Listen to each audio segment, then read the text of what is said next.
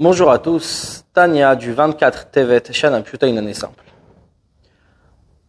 Jusqu'à présent, nous avons expliqué qu'est-ce que le Tzadik, le Racha, le Beinoni.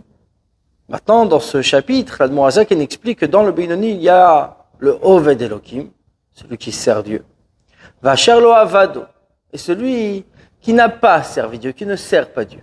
Qui ne sert pas Dieu, c'est-à-dire qu'il ne fait pas d'effort, parce qu'il a un mauvais penchant, qui est froid, c'est un assidu de naissance. Par contre, il y a le Oved Elokim, celui qui doit constamment faire la guerre et faire des efforts.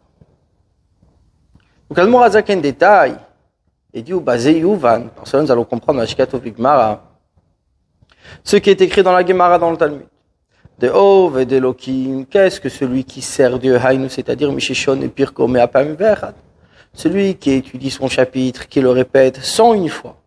Velo Avado, celui qui ne l'a pas servi, Haïnu, c'est-à-dire Mishishon et Pirko Meapam Levad, celui qui a révisé son chapitre uniquement 100 fois. Vehaïnu, c'est-à-dire Mishum, parce que Shibimem, Hayarigi, toutes les chanot kolper et Meapamim. À l'époque, l'habitude était de réviser son étude, de réviser son chapitre 100 fois. C'est-à-dire que le Talmud dit, le Oved Elokim, celui qui sert Dieu, il a fait un effort en plus. Il a étudié son chapitre, son paragraphe 101 fois. À l'époque, ils avaient l'habitude, puisque c'était par cœur, il n'y avait pas de livre, et donc ils répétaient sans arrêt. Et ils étudiaient 100 fois le même passage. Alors celui qui a étudié 100 fois, il a fait comme à son habitude. Par contre, celui qui a étudié 101 fois, il a ajouté une fois de plus. Il s'appelle Oved Elokim. Il sert Dieu, puisqu'il a fait un effort en plus. Alors, qu'est-ce que cette fois de plus peut tellement faire de différence? Là, l'Admor Hazaken explique qu'il y a des Ita Atam Bigmar, comme c'est écrit là-bas dans la Gemara. Mashal Mishuk Shel Chamor.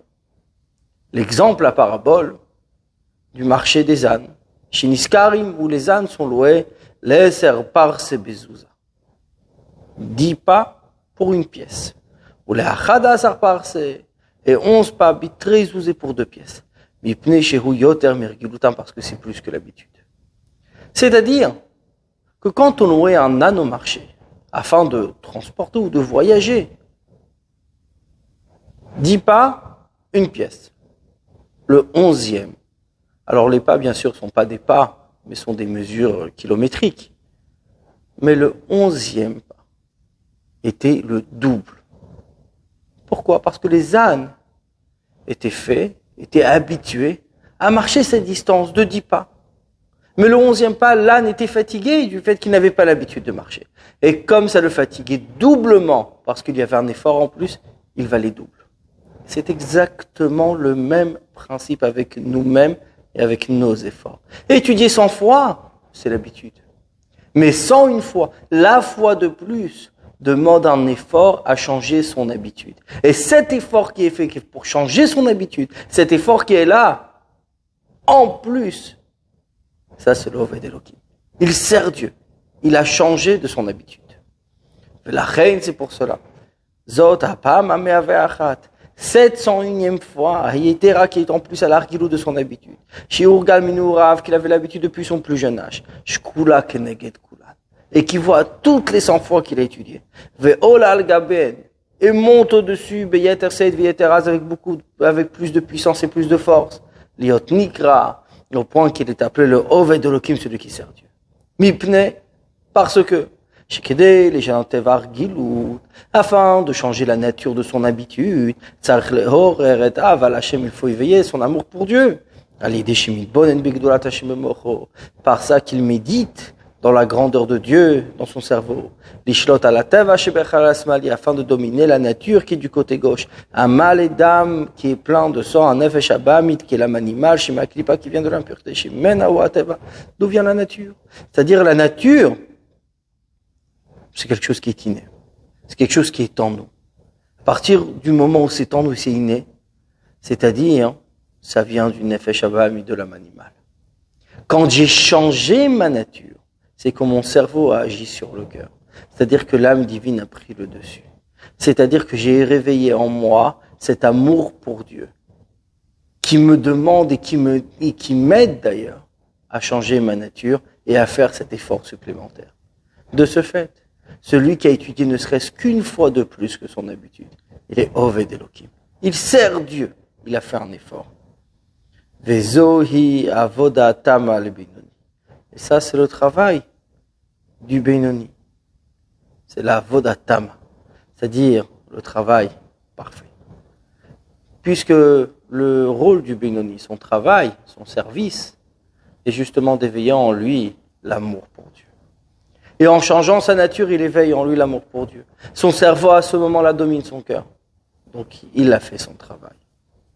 Oh, ou bien, il peut réveiller en lui uniquement l'amour caché qui est dans son cœur.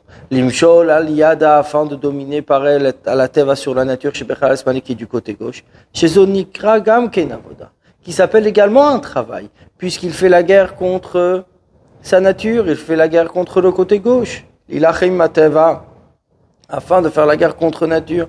Vayetzer et son penchant. Adeshemor et Rava Mesuter et Bilibo. Parce qu'il réveille son amour caché. Donc il y a deux niveaux d'amour pour Dieu. Il y a éveiller cet amour comme une flamme de feu qui est à l'intérieur, comme nous avons dit dans les chapitres précédents, surtout durant la prière, etc. Donc s'il a fait ce travail, il a éveillé cet amour pour Dieu qui est fort à l'intérieur de lui comme une flamme de feu. Et à ce moment-là, ça c'est le grand travail.